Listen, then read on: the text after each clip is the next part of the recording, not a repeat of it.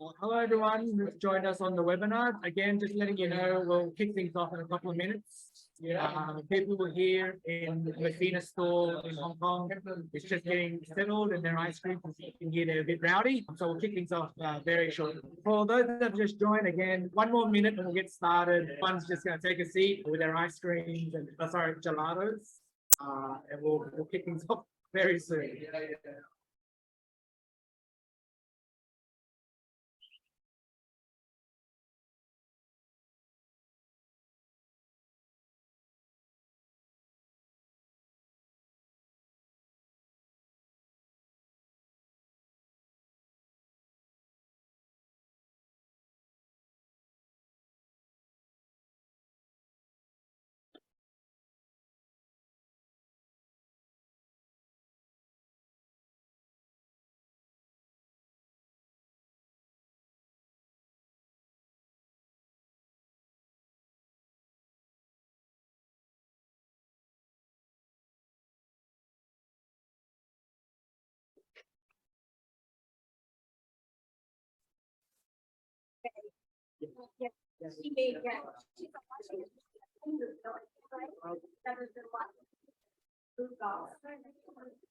Okay, thank you. Thank you everyone online joining us. Everybody, if I can get your attention. Sorry, I should have known ice cream, gelato, sugar, everyone's a bit of a high. But for those that are joining us online, again, welcome and thank you for taking the time out to join us today. So we'll get things kicked off again in just like 30 seconds.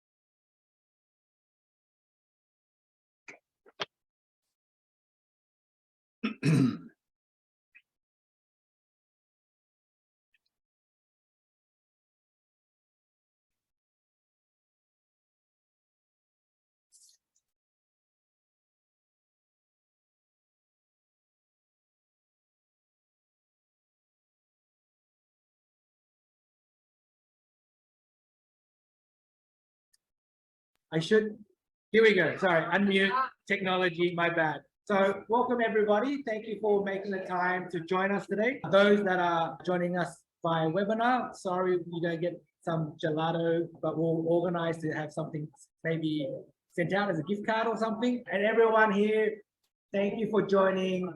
Eat as much gelato as you can. But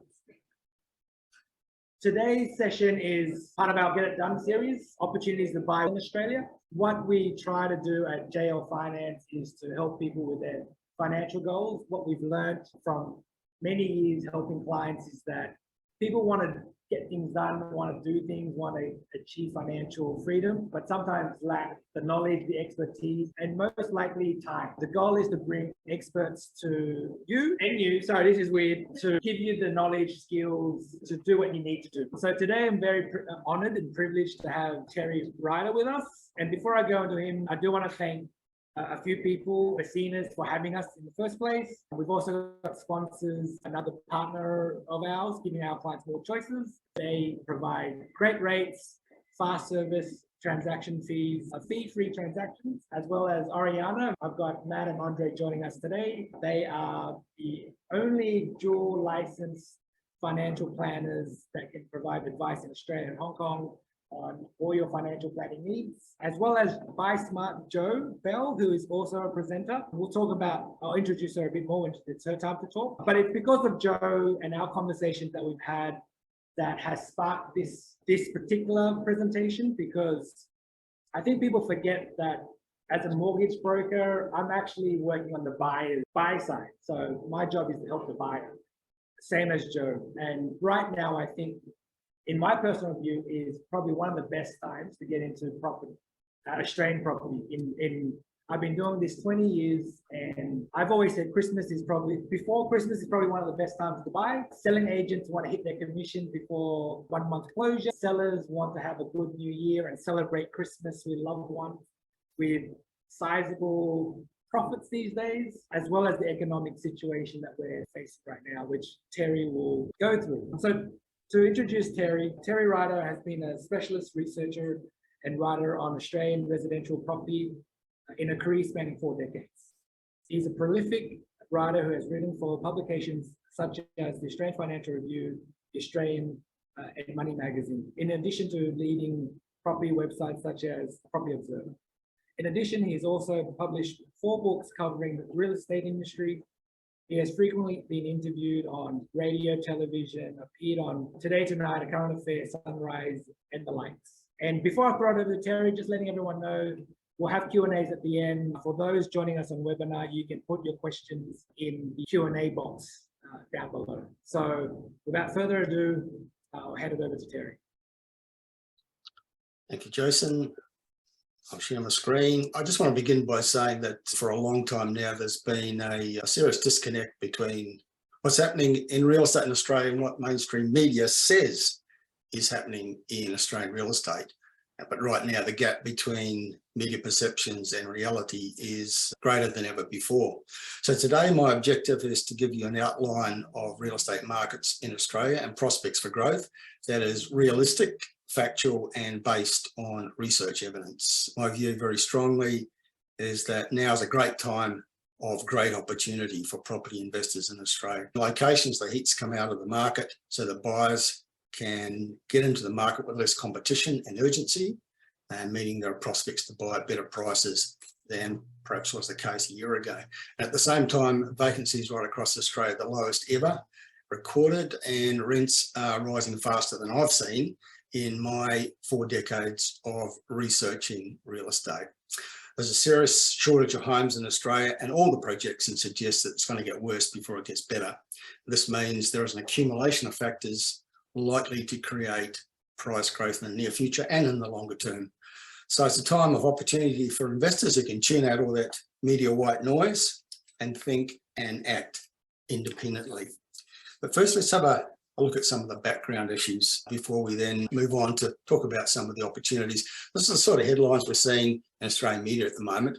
And frankly, I don't think in my 40 plus years of being involved in and around media and researching real estate, I've seen worse media coverage that's less connected with the reality than we're seeing, talking about house price plunges and vendors slashing prices and markets in free fall, and nothing of the sort is happening in Australian real estate at the moment. Let's have a look at what the data shows. I'm going to look at data from a variety of sources because, as we'll discuss, media tends to focus in large part on the figures from CoreLogic, which are never questioned, which are always held up as the gospel on what's happening with property prices in Australia, but there are other sources.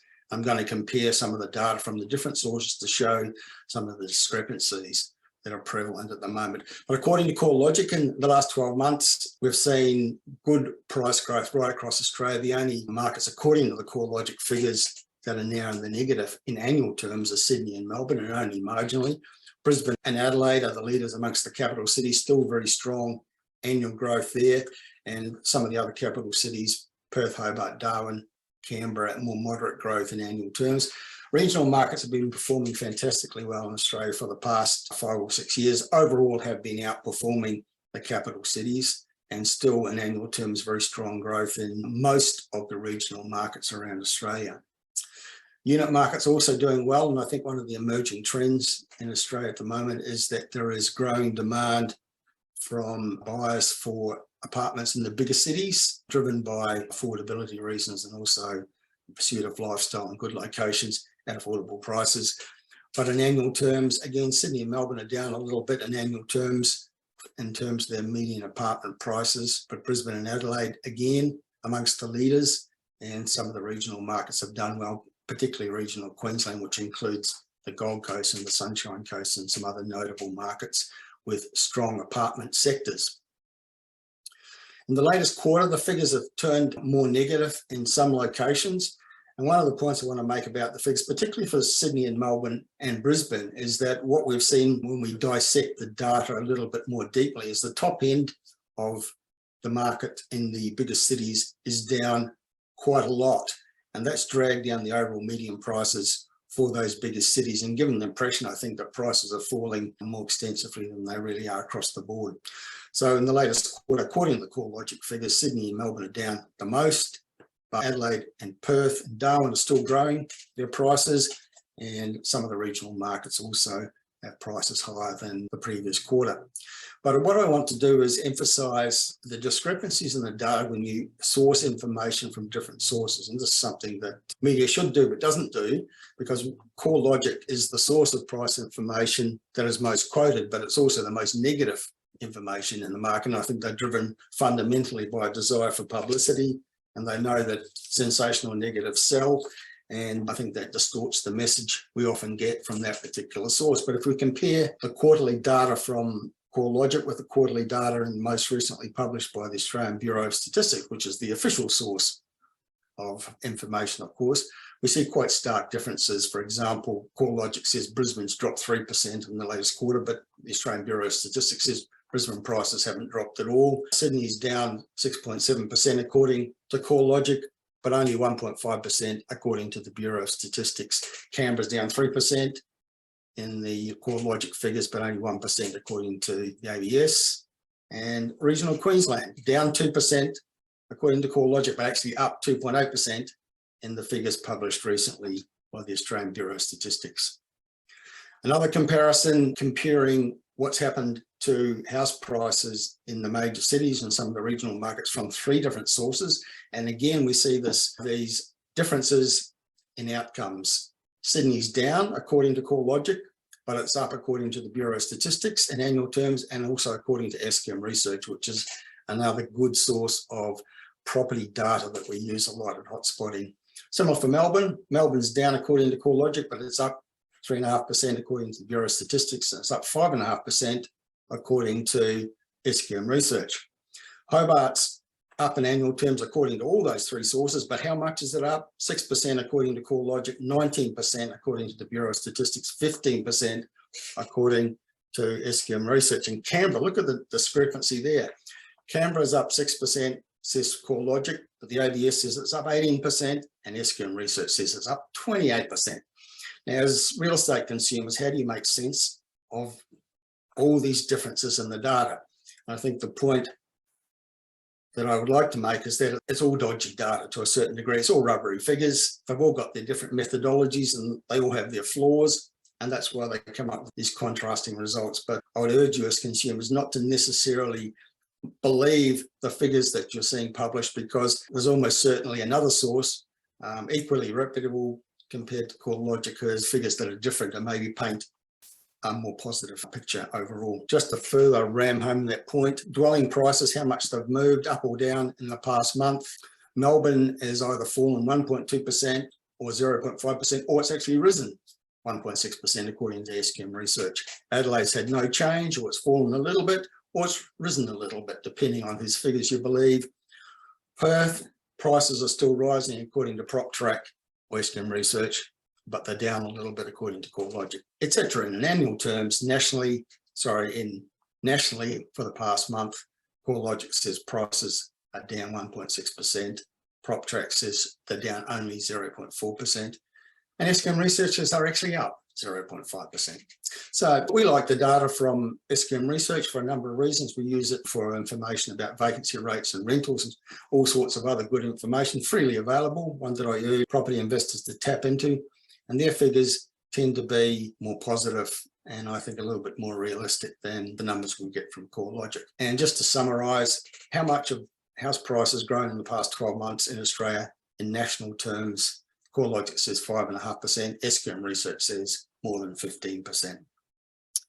And to further emphasise the point that there's a lot of rubbery figures out there, if you Google the median house price for any location in Australia, you're going to get 5 or 6 different answers. So I Googled Epping, a suburb in the northern suburbs of Melbourne and Victoria, and how much is the median house price in that suburb? Well, it's either 628,000 or it's 737,000 according to different sources. So there's a range there of more than $100,000. How can there be such a discrepancy? You would think as consumers that what the median house price for a suburb is a matter of fact, but in actual fact, it's a matter of methodology, and they're all flawed to a certain degree, and they come up with all these different answers. And For the upmarket suburb of Unley in Adelaide in South Australia, we got the same result. It's either 1.34 million as a median price, or it's 1.5 million, according to realestate.com.au. And how much has it grown in the past 12 months? Your investment property says it's up 14%. Realestate.com.au says it's up 45%. Who do you believe? Okay, and now I'd like to turn to some of the forecasting that's coming out of particularly the economic sector in Australia and media dining out on the forecast of doomsday falls in property prices in Australia. And I want to focus on what they're forecasting, but in particular, the track record of the people making these forecasts, because I think we can take most of the doomsday forecasts with a grain of salt. We're getting these sorts of headlines at the moment based on sort of bank economists in particular forecasting what they think will happen with property prices in the next 12 months. And the media takes that and sensationalizes it in a negative way, and we end up with headlines. ANZ predicts epic property price crash. In actual fact, the figures they put out don't predict a property price crash at all. They're actually quite moderate falls, but nevertheless, they're forecasting that house prices may fall, they say, 8% this year and a bit more next year. Westpac, so they expect prices in Sydney and Melbourne to fall 18% in the next 12 months. So that produces the headline we see on the top of the screen. CBA, Commonwealth Bank, forecasting that property prices will fall 15% by mid-2023, again producing another welter of sensationally negative headlines in Australian media. But what I'd like to do is look at what the same people were forecasting a couple of years ago, particularly around March, April 2020, when COVID first came to Australia. And there was an expectation amongst people who don't understand real estate market dynamics, and I would include the major bank economists amongst those who don't understand the real estate market in Australia particularly well.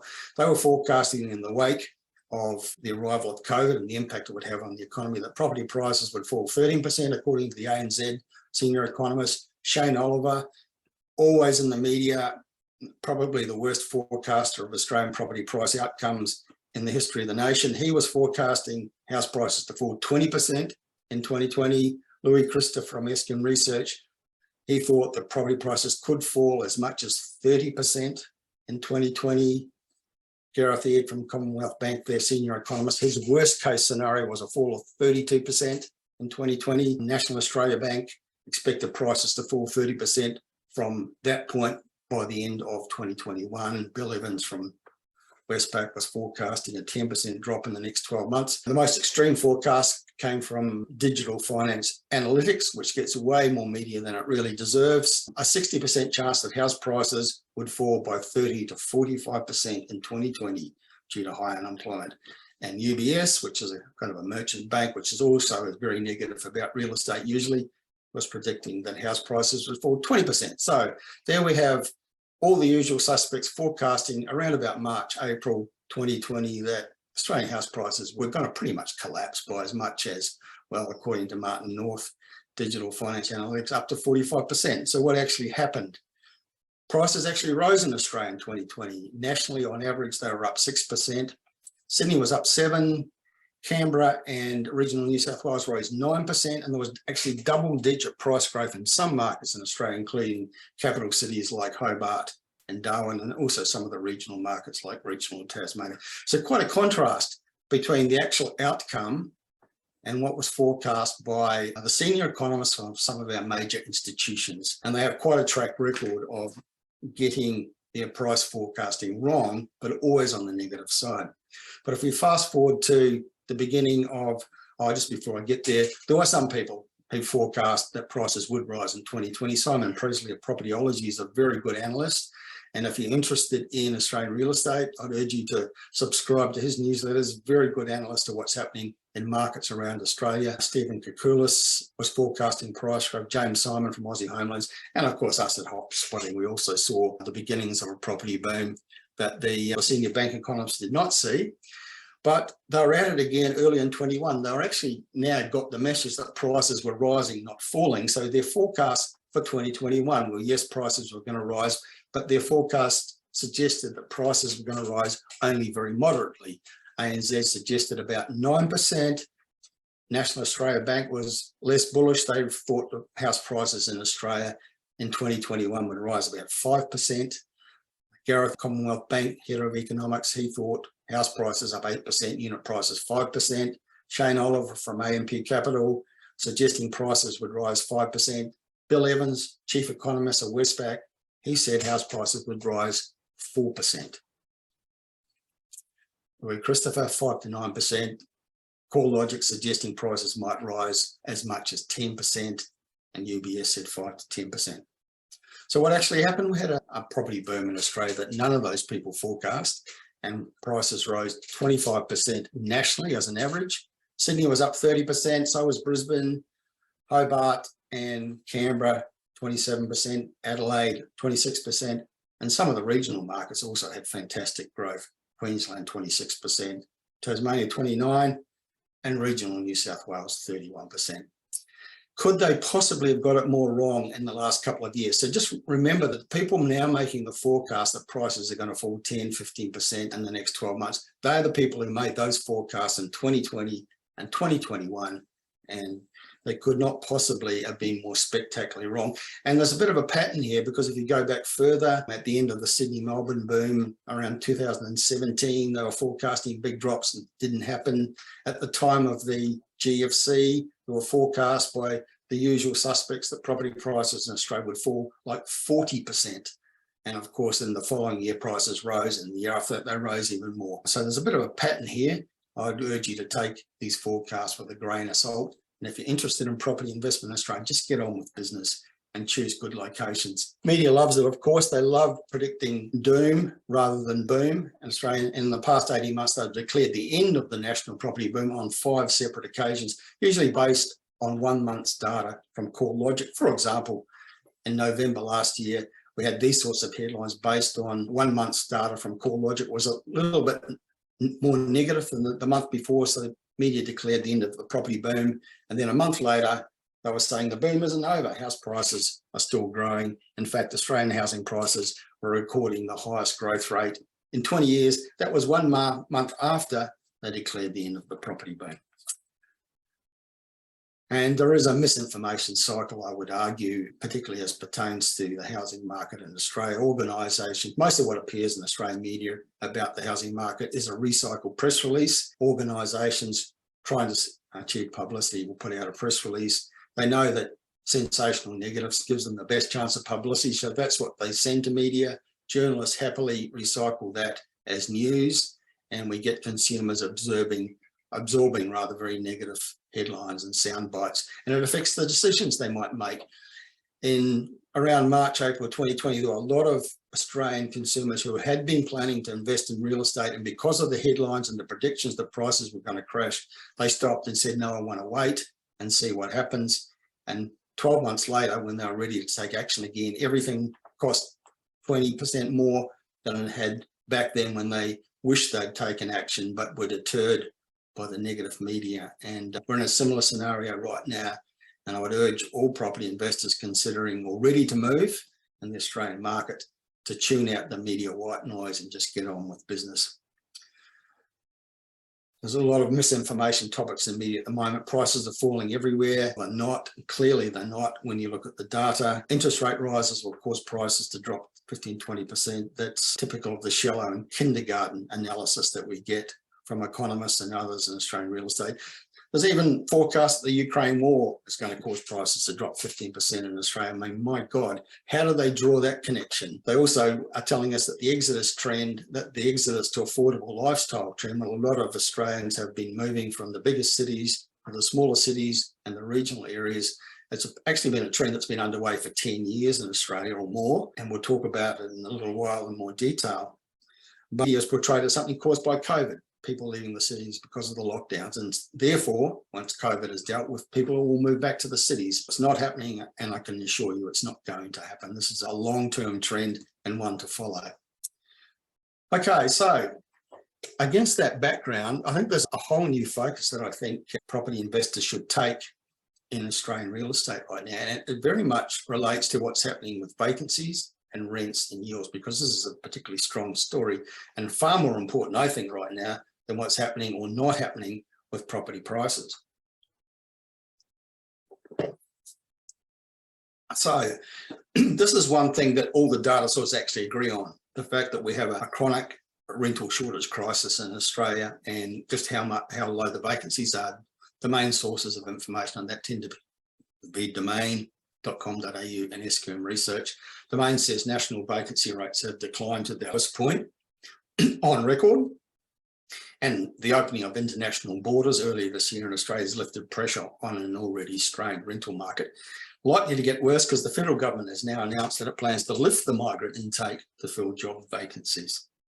So according to SQM Research, a couple of years ago, the national vacancy rate was 2.6%. And I would point out that in Australia, the general rule of thumb is that a balanced market is a vacancy rate of 3%, a vacancy rate of 2% is a shortage, a vacancy rate of 1% is a crisis, and below 1%, that's heading towards catastrophe if you're a tenant looking for somewhere to live. So 2 years ago, the national vacancy rate was 2.6%. 1 year ago, 1.6%. Most recently, 1%, according to SQM Research figures. 6 of the 8 capital cities have vacancy rates now well below, certainly below 1%. Hobart is the tightest rental market amongst the capital cities, 0.4%, which is ridiculous. Even Sydney and Melbourne, which previously had higher vacancy rates, partly because of the impacts of COVID, they're now down to 1.5%. And across regional Australia, most markets have vacancy rates well below 1%. So the number of vacancies, the number of vacant properties available for rental in Australia has dropped almost by half in the last 12 months, almost 60,000 properties available for rental a year ago, and now about 33,000. And in that time, Sydney's vacancy rate has dropped from 2.6 to 1.5%, and Melbourne's dropped even more from 3.5% to 1.6%. And I think it's going to get worse before it gets better, because there's no vehicle for supply to increase anytime soon. Developers are actually deferring projects to some degree because of the increase in construction costs, the shortages of materials and tradespeople. Is causing some developers to defer big apartment projects. So supply is going to be less than would otherwise be the case. International borders open has increased demand quite significantly, particularly in the inner city markets in Sydney and Melbourne, which is why their vacancies have come down so much. The migrant intake is going to be increased by the federal government, they say, to fill job vacancies. And we actually have no government policies anywhere in Australia to lift vacancies. It's hard to find a politician in Australia that even appears to be aware that we have a rental shortage crisis in Australia, much less a policy to deal with it and to lift vacancies. In fact, we have state government laws being passed that actually are deterring investors, which is why we have the shortage in the first place. So the rental shortage is going to get worse before it gets better. And I say worse from the viewpoint of people out there as tenants, but from the viewpoint of investors, it's actually a rather attractive equation because it provides the impetus for rents to rise. And we're actually seeing that in the last 12 months nationally. According to the SQM Research figures, house rents have risen on average across the country 14%, in units 12%, but in the capital cities it's been more, 17% rent rises for houses in the past 12 months and 19% for units. In the different capital cities, some cities have had even bigger rental increases. Sydney, where vacancies have come down quite dramatically in the last 12 months. In the past year, Sydney rents are up about 20%. Melbourne's up 11% for houses, 21% for units. Brisbane's up 18, 19%. And you can see on the screen that most of the capital cities have had substantial increases in their rents in the past 12 months. Excuse me. And I do expect it to continue in the coming year because we have the situation of incredibly low vacancies pretty much everywhere with no remedy in sight. So we're seeing headlines like this. Individual markets actually have more rental increases. According to this article in the Australian Financial Review, inner city Melbourne apartment rents are up 31% in 12 months. Stories now of rentals being snapped up. The Australian media is really cotton onto the story of a dire shortage. We have people reportedly living in caravans, sleeping in tents, couch surfing, because they just, not because they can't afford rentals, but because they cannot find anything to rent. because any available rental has a queue of 20 or 30 people applying for it, and only one of those people can be successful and the rest miss out. Yeah, no solutions being provided by any of the state governments who are responsible primarily in Australia for the housing markets, and there's no policies. Most of what's coming out of state governments is actually making the situation worse, not better, including notably in Queensland. Yeah, Queensland rental supply has dropped 30% in the last 2 years. And some of the actions by the state government in Queensland is making that situation worse. The shortage is becoming more dire. Yeah, more articles and headlines describing quite a serious situation if you're a young person looking for somewhere to rent in Queensland. Very much a landlord's market, and renters face tough conditions. It's one thing the media is getting right at the moment.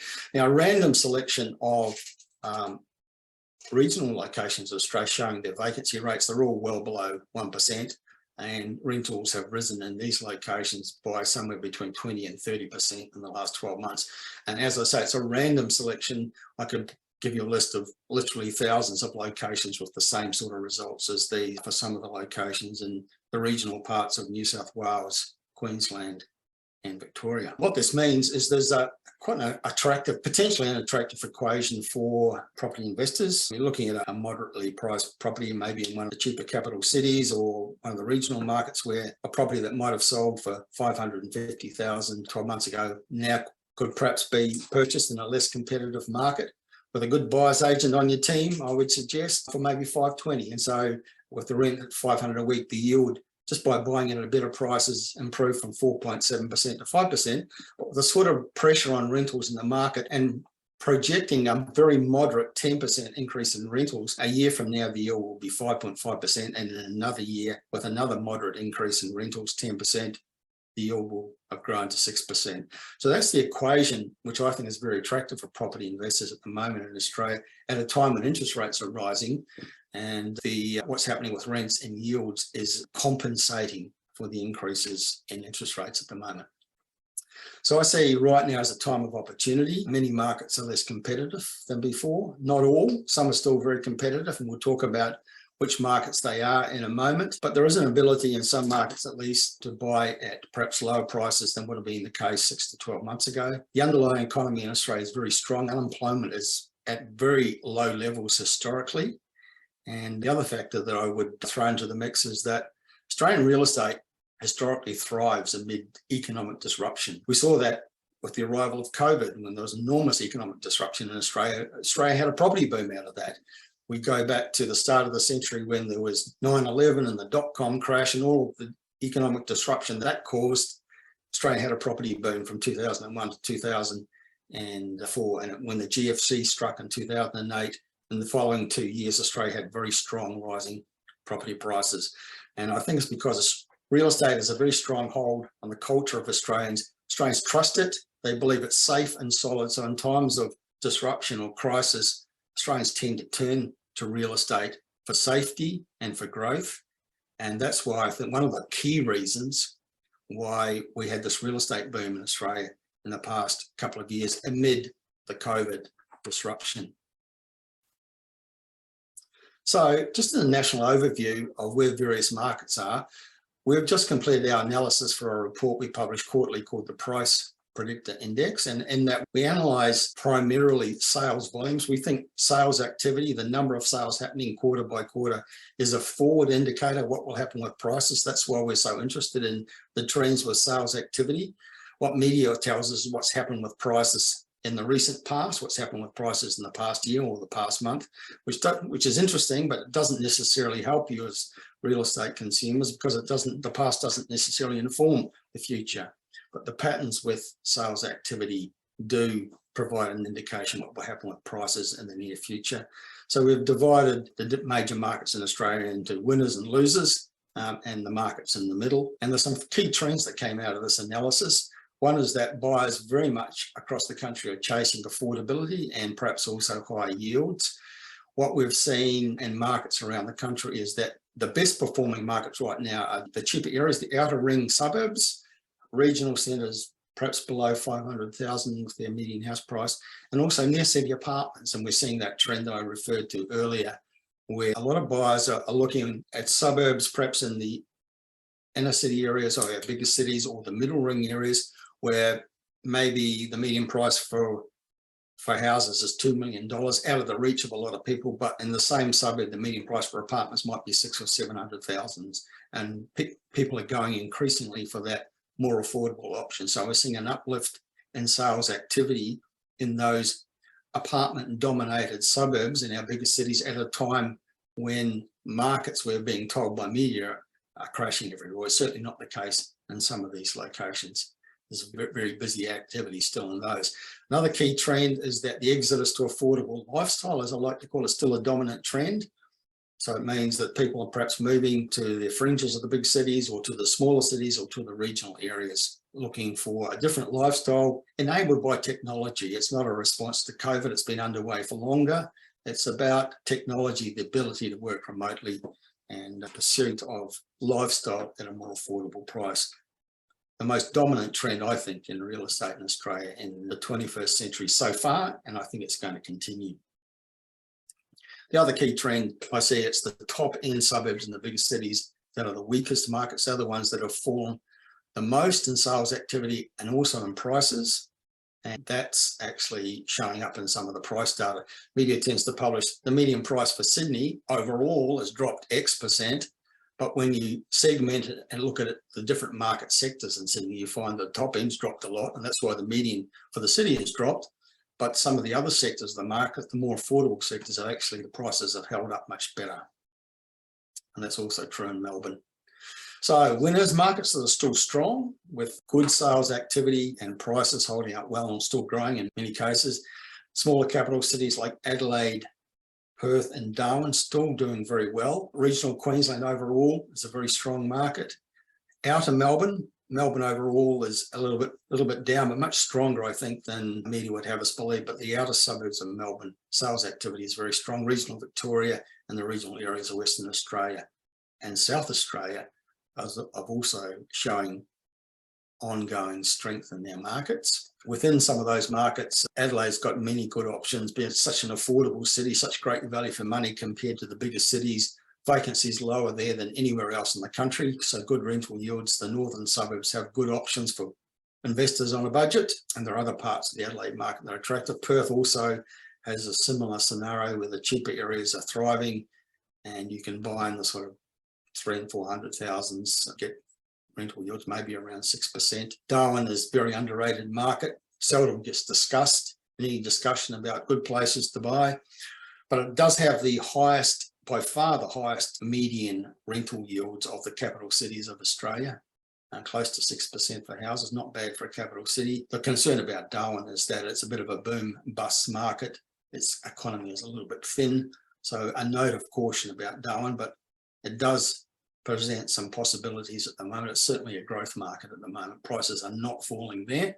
Lots of places in regional Queensland offer affordability and good rental yields, low vacancies, particularly cities such as Toowoomba. Rockhampton is very strong at the moment, also Townsville. They all have their issues, as all markets do. Some of them are climatic issues and insurance issues related to their position on the map of Queensland. Regional Victoria, a market that I expect has been strong for the past 5 years, and just when we think that it's past its peak, it surges again.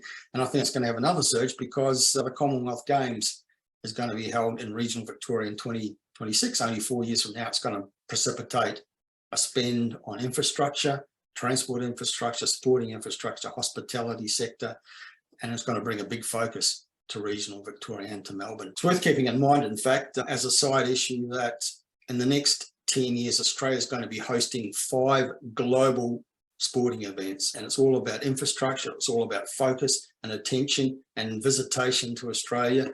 A Commonwealth Games and Olympic Games in 2032 in Queensland and Brisbane, 2 Rugby World Cups and the Women's Football World Cup, all being held in Australia. That means a lot of investment. It means a lot of global focus on Australia and a lot of visitors to Australia, and some of them going to be tire-kicking real estate. So regional Victoria is going to get some impetus from the 2026 Commonwealth Games being staged in places like Ballarat and Bendigo and Geelong and Gippsland. Okay, so those are all markets which I think are currently strong and there's prospects in the short term for growth as well as the long term. Ones that are not doing so well, Sydney generally, but one of the curses I think for real estate consumers is that media always generalises. Sydney market is down. Well, not all of Sydney is down. The top end is down, but there are parts of the Sydney market that are holding up very well. Houses, suburbs that have houses in that price range from say about 900,000 to 1.5 million. Demand is still good there. And as I mentioned earlier, those suburbs that have a good content of apartments at a fraction of the prices of houses are also quite strong. Regional New South Wales overall is down, and iconic markets that were topping the headlines were Byron Bay have passed their peak, I believe, but regional New South Wales is a very big area geographically, and there are lots of markets still very strong and rising in regional New South Wales as well. So overall down, but there are some notable exceptions like Tamworth and Armidale. Orange is strong, Dubbo, or whatever, really strong regional centres, which are, I think, are good places to own real estate long term. No doubt that the top end markets in the big cities are the ones that have dropped the most, and that's showing up in the price data and also the sales activity data. Brisbane overall is down more because of, I think, the weather events at the start of the year. But again, there are parts of the Brisbane market that are as strong as ever, particularly those more affordable outer ring areas like Ipswich City and Logan City. The Sunshine Coast, which has been on its own growth cycle for the last 3 or 4 years, has had spectacular price growth, driven by its infrastructure spend primarily. It's past its peak in terms of sales activity, but there are exceptions. Again, the southern section of the Sunshine Coast around Caloundra, which is more affordable than the rest of the Sunshine Coast, is still strong. And one of the points I really want to make about those places where the market has fallen away, most of them were in decline before the rate rises. This is a spectacular piece of media misinformation, I think, that they've correlated the decline in prices in some markets with interest rates rising. In fact, those places were declining long before interest rates rose. It's not fundamentally about the level of interest rates. It's very simplistic analysis to say that it is. Sydney peaked in terms of sales activity in the middle of last year. It was fading in the second half of last year. And then in the March quarter of this year, there was a big drop off in sales activity in Sydney and also regional New South Wales, long before interest rates rose. So those declines were already in the system before interest rates rose. But in each of those markets, there are exceptions. And I think people do good research, they'll find the nuggets, the gems that are still growth markets, even within those cities and regional areas where prices overall have come off. Then in between the winners and losers, we've got steady markets that are just chugging along quite nicely. Melbourne, I think, is much stronger than media would have us believe. It's holding up very well. Canberra is always steady. I tend to call Canberra the Goldilocks of Australian real estate, not too hot, not too cold, just right. It has an unfair advantage being the purpose-built capital city. So it's always a steady market, a safe place to own real estate. Hobart and Tasmania, it's been on a boom cycle for the past 5 years, ahead of the national boom because its economy had risen so strongly. It's past its peak, but it's still chugging along very steadily, still producing good sales numbers, though below the peak levels, and prices are holding up pretty well. So that's as we see it, and I just want to reiterate the point made earlier that I do think very strongly this is a time of opportunity for property investors who can tune out the white noise from media, think and act independently, and just get on with it because markets are less competitive. You can buy better in some places. We've got this incredible scenario of ultra low vacancies and rising rents, underpinned by a strong national economy with very low unemployment. And the reality that in times of disruption like we have right now, people in Australia tend to turn to real estate for safety and solidity and growth. So opportunity for those who are willing to see it, tune out the media white noise and take some action. Back to you, Jason. Thank you so much, Terry. Quite a lot of information to take in, and hopefully everyone can cut through the noise of the media and what it portrays. Definitely a lot of opportunities, and part of taking advantage of the opportunities is why I've got the next speaker, Joe Bell. So I'll introduce Joe. And before I do that, just to remind everyone, we'll do Q&As at the end. So for those on the webinar, put your questions in the Q&A down below. So Just to introduce Joe, Joe is an Australian licensed real estate agent with decades of experience in the building industry across Australia and Asia. Joe established BuySmart to bring transparency and expertise into buying and rental sector in Hong Kong, and today works with clients across Asia and Australia. The clients deserve the best property advice when buying, investing, and renting, so they stay focused on their family life. So I'll pass it over to Joe. Thank you, Joe. Thank you, Jason. Let me just share my screen with you guys now. Okay, so I guess I'd just start with why a buyer's agent, and just dovetailing off the back of what Terry was saying regarding the market dynamics, the media, and the confusion that's out there. What a buyer's agent can actually help you do is to remove yourself from the craziness of all of that information and break it down into being able to act on your behalf to make sure that what you're looking to achieve is achieved. I'm a fully licensed real estate agent. I'm also an accredited auctioneer and a valuer. So for me, I can either sell property or I can buy it. And I've chosen to buy property as an agent rather than be the selling agent. And I'm quite strict on the ethics around it. So as a buyer's agent, I would never sell a property. This is the path I'm on, this is the path I've taken, and this is the path that I'll continue to take. And my best interests are that my client is getting the best property for their brief at the right price. My organisation is called BuySmart, and the rationale behind its name is that I believe the profit in a home is actually achieved when you buy it. So in getting the right price and being able to secure that property at the right price, when time comes to sell the property in any market, you should be enjoying good profits. Okay, now what I want to do is take you through, sorry, let me just, I've got a freeze here. Have I? Sorry. I'm not getting, technical problem. I'm going to stop sharing for a moment and see if I can fix this issue I'm having. Okay, I'll go back to sharing. Sorry about that. One sec. Oh dear.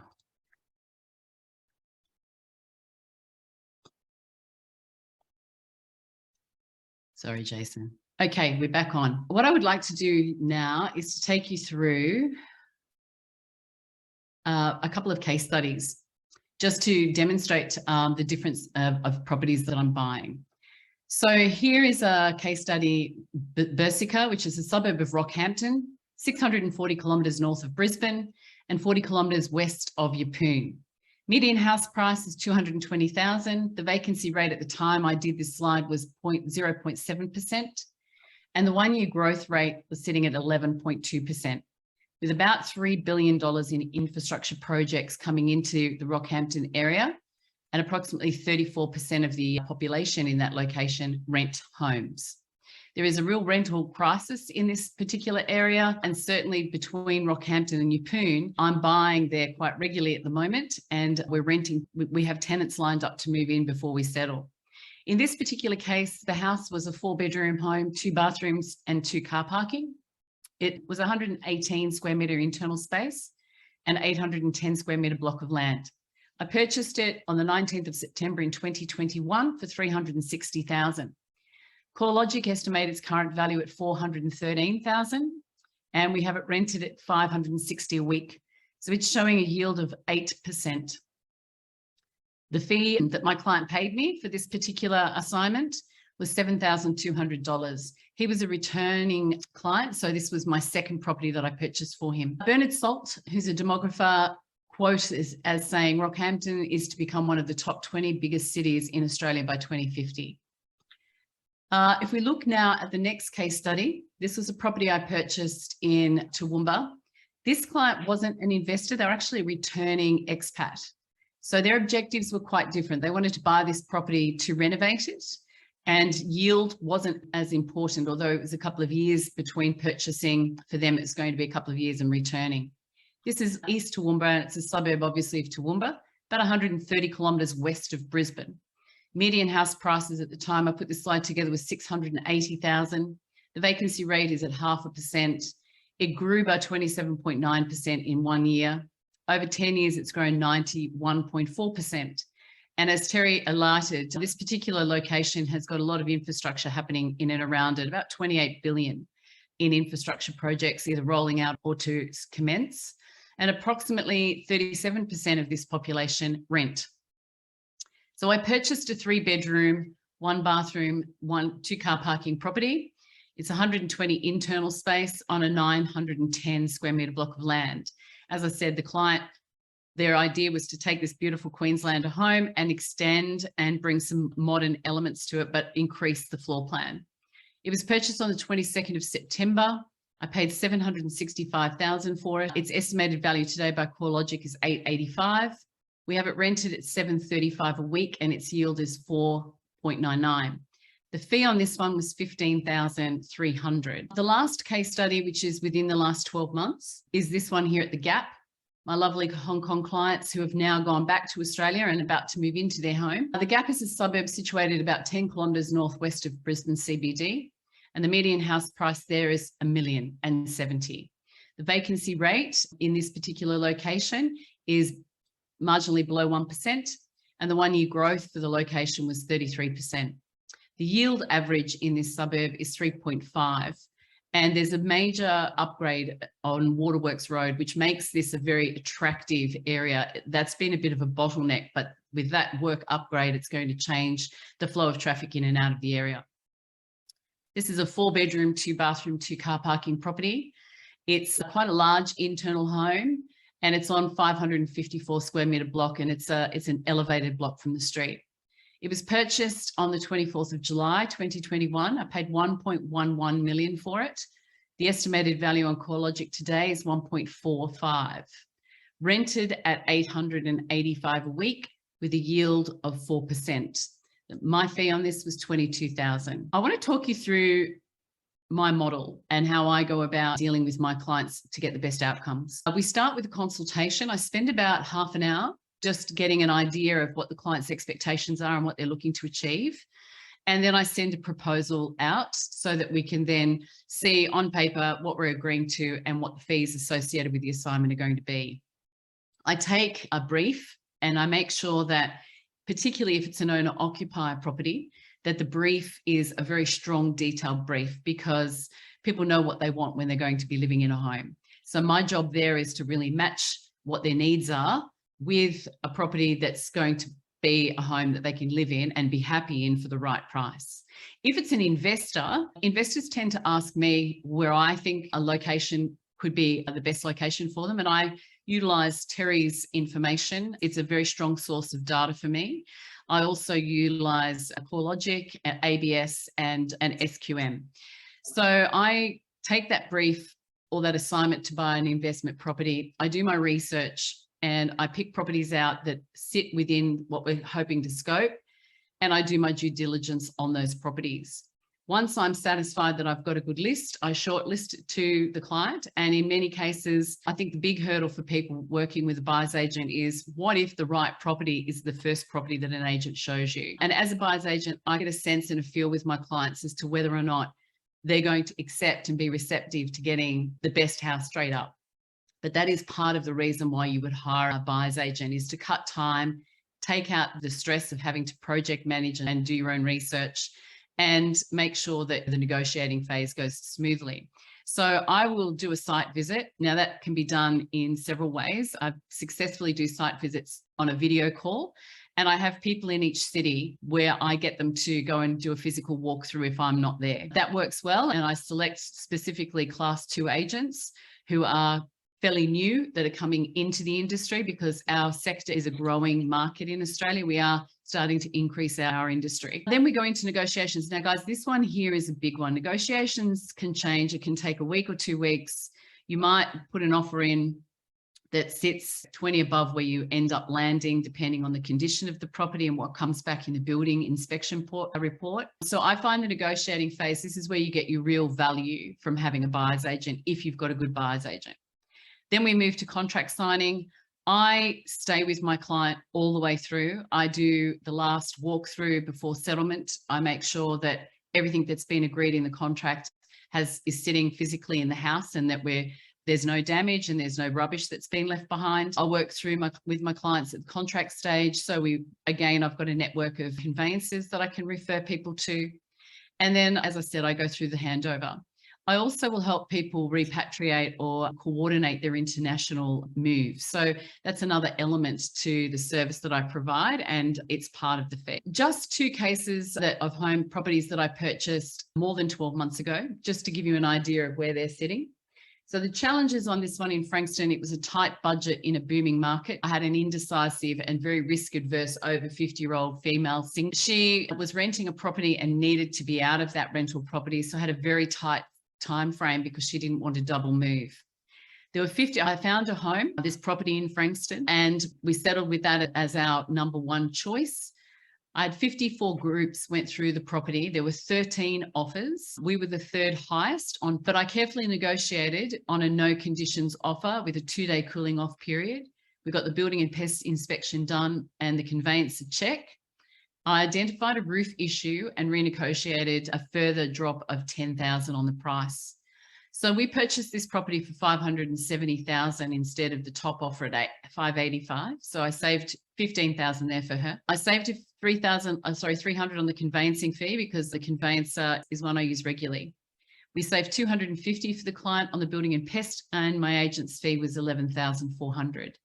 The value of this property today is sitting at $698,000 based on CoreLogic. If we then move to prospect, this was a professional basketball player. He just moved into Adelaide and took up his job, and he was looking as a first home buyer, looking to put his money somewhere. So this was an interesting one. It had to be a new build because there were some good government grants that are around and they wanted to capitalize on those. So there are a lot of developers in Adelaide, lots of overseas companies without track record or history. One of the most important things when you're buying new build is to understand the credentials of the company that's built the properties, to get a view about whether or not there's any bad track record there. So I did my due diligence on the developer scene in Adelaide, and I reviewed and shortlisted the developers. I took my due diligence right through, and I looked at the inclusions, the location, selected the developer with the best product. And what the result ended up being was we purchased an in-construction 3-bedroom study, 2.5 bathroom Torrance titled townhome or terraced home. We paid $565,000 for that property. It's a low cost holding. So it's there are no fees being Torrance title, 4 kilometres from the CBD on excellent transport links. The contracts exchanged before the government cutoff. So $18,000 in extras I negotiated for internal extras from the developer. The client got $30,000 government funding, and we purchased at $565,000, as I said. My fee on this one was $11,300, and the property value at the moment sitting on CoreLogic is $645,000. Now, this couple had recently taken a quick stint to New Zealand, and they had this property rented for $650 a week, but they've now returned back to Australia and they've moved back into their home. So thank you for your time. Thanks for the opportunity to chat with you guys today, Jason. And my contact details, I'm on Instagram, I'm on Facebook. And certainly if you're after if you want my phone number, just pop it in the Q&A box there and I'll stick my details there for you. Over to you, Jace. Thank you, Joe. Thank you, everyone. That's why you think about your questions. Just want to summarize and go through. Obviously, there's a lot of negative news in the market about property. And from what I see, everyone's goals, everyone's needs is very personal and needs to be customized, and you need to have the right information to you, not general information. So having people like myself, buyer's agents, the guys at OREANA to give you customized advice for your particular situation. Most of us get our advice from family, friend whose journey to retirement, journey to investment is very different to yourself based on their own expenses, living lifestyle, income. So having that chat with a professional is, to me, is very important. And also, how do you pick the best people to help you? I think the relationship and trust. I'm a mortgage broker, Joe's a buyer's agent. There's the thousands of us, right? But you need to trust that the person that you engage to help you will be there when you need it. I'll throw it over to the floor first if anyone has any questions for any of us. Janu, I'll repeat the question. Okay. Thank you so much for your presentation. Thank you, Terry and Joe. My question is to Terry. I wanted to ask your opinion if you had any forecasts yourself on what's on property prices, on home prices. And I had a second question: is the changes in Queensland on land tax and what impact? Thank you. For those on the webinar, the question from Canoe, thank you, is to Terry. What's your forecast on Australian property prices, your views, as well as specifically to Brisbane or Queensland with the proposed land tax? Okay, look, in the next 12 months, I think we're going to see property prices overall rise, not fall, in contrast to the sort of forecasting that's prominent in media. I think the basis on which the forecasts that are getting so much airplay are made are incredibly simplistic. The only reason they put into the equation is what's happening with interest rates, and I think that's kindergarten analysis. I think there's lots of reasons why we're going to see prices. We're going through, in some markets, a correction phase. Historically, those correction phases are quite short and quite moderate, and I think that will be the case this time. There are a number of reasons why I think prices will rise. We have a shortage of real estate in Australia, shortage of listings. We've got a shortage of rentals. Developers are deferring projects. New construction projections in Australia are expected to be down for the next 2 years. And those projections suggest that Australia is going to be building far fewer dwellings than it needs to cope with population growth for the next 2 years. All of that's apt to put upward pressure on prices. International borders are open with migrants and overseas students coming back in, and government planning to lift the migrant intake. We've got a big infrastructure spend program happening right across Australia, and that generates economic activity and jobs. We've still got substantial government stimulus in the system, particularly for first home buyers assistance. And we've got that impact I referred to earlier about the 5 global sporting events that are going to be happening in Australia in the next 10 years.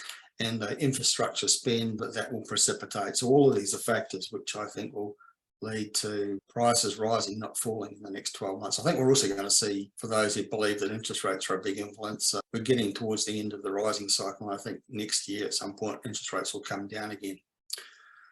I think the second part of the question related to Queensland land tax. One's asking about it. It's an absolutely crazy harebrained scheme which hasn't been thought through by the Queensland state government. It's not scheduled to come into effect until July next year, but I think between now and then they'll be forced to reconsider.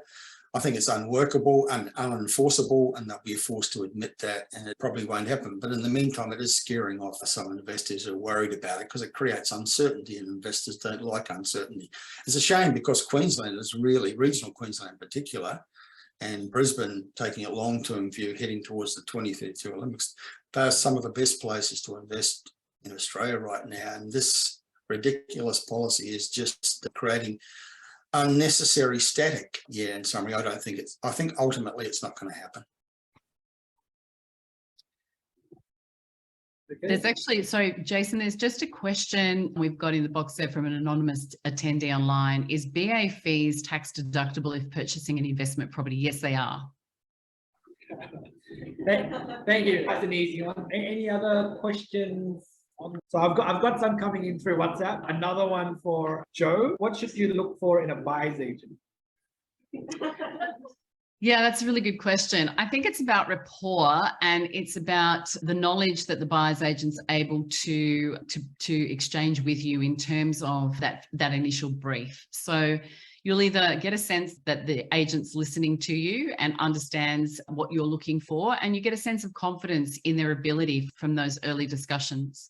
Again, if you're on a path with a buyer's agent and you don't feel that it's working for you, you are able to, there's terms and conditions in everyone's engagement papers, you're able to terminate those agreements and reselect. But I think if you're clear about what you are looking for, then most buyer's agents are going to be able to do a fairly good job for you. I think it's about understanding value of the property and the agent not being motivated because their fees attached to the amount of money that you're spending.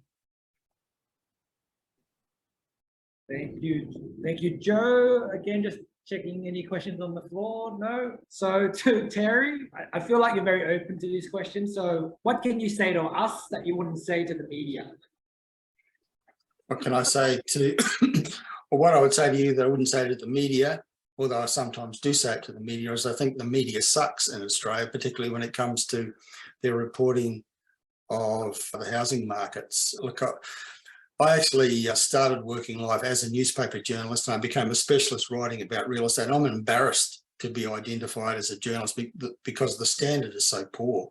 And I cringe when I get interviewed by media in Australia, as I often do. The standard of the questions suggests that the people asking the questions don't know very much about the topic about which they're writing, and shows up in the standard of reporting. I think it's a really important issue that I think this is the worst reported topic anywhere in Australian society, and it's a shame because it's so important. It's about shelter, one of the fundamental needs of people, and Australians deserve good information through media, and they don't get it. They just don't get it.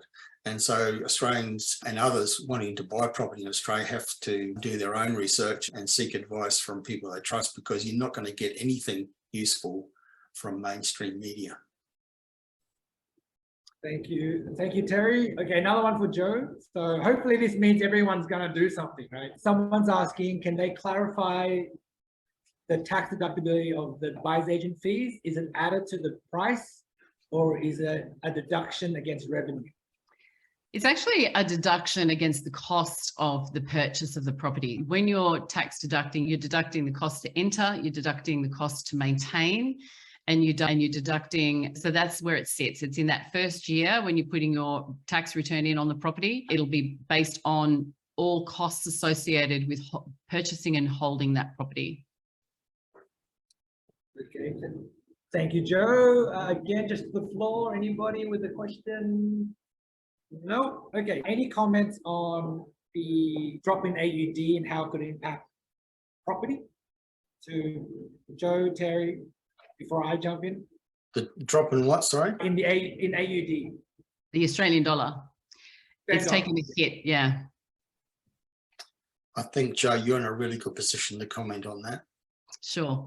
So I think with the 10%, roughly 10% drop in the Australian currency at the moment, we've got a 2% interest rate rise. It's a payday really for expat folks that are living in Hong Kong at the moment. So to take that now would be obviously a fantastic time to take advantage of that.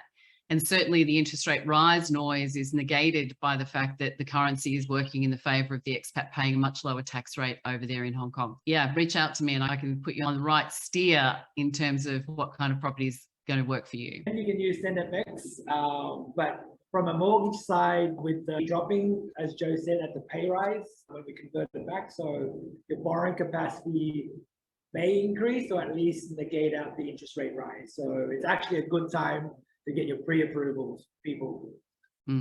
Contact me. Any questions to the floor again? I think we're about almost done. Joe, Terry, any last words from you guys?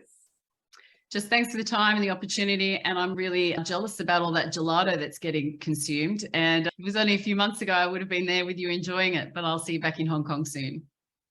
Thanks, Joe. Terry? If there's anybody watching, listening, who's been thinking about buying an investment property in Australia and a little bit deterred by the negative media, don't be. If you're ready to take action, I urge you to do. I'm quite often asked, is this a good time to buy real estate? And I say to people, it's the wrong question. The right question is, where is it a good time to buy real estate? Because Australia's a very big place. There's not one market. There's all sorts of different scenarios playing out at any point in time, including now. And there are some very good places to buy in Australia where those who take action now are going to get very good growth in the next 12 months, but also longer term. And I just also to reinforce the comments of the value of using a buyer's agent, because I always do. I've got all the knowledge I'll ever need to handle the process myself, but I'm very busy running my business and trying to have a life at the same time. And I always use a buyer's agent that I trust because it saves me time and gets me good outcomes, and I've always had good results. It's well worth the fee, I think. And I was actually asked, because I quite often contribute to Money Magazine, I was asked, they sometimes have these little questions where they ask a range of people, if you had a spare $10,000, how would you invest it? And my answer to that recently was, I'd invest it in a buyer's agent to find the next property for me, because I can't think of a better way to spend $10,000 as an investment than that. Thank you, Terry. Okay, so thank you, everyone. Just to close off, the webinar will be made available on YouTube, online, so I'll share that out. If you need to contact anybody, feel free to reach out. And until next time, thank you. Thanks, guys. Thank you. Stay safe. Bye now. Thanks. Bye-bye.